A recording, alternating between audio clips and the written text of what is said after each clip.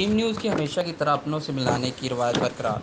तफसीलात के मुताबिक गुज़श्ता रात एक बच्ची ईमान फ़ातिमा के वालिदैन अजीम न्यूज़ के सब ऑफिस मेन किनार रोड हरबंसपुरा आए और बताया कि हमारी बच्ची ईमान फ़ातिमा, जिसकी उम्र तकरीबन 3 साल है, गुज़श्ता चंद घंटों से लापता है। जिस पर अजीम न्यूज़ की टीम हरकत में आई और बच्ची की तलाश शुरू कर दी। चंद ही घंटों में बच्ची को तलाश कर लिया। याद रहे कि बच्ची डेरा हसन हरबंसपुरा के इलाके से गली में खेलते हुए दूर निकल गई थी।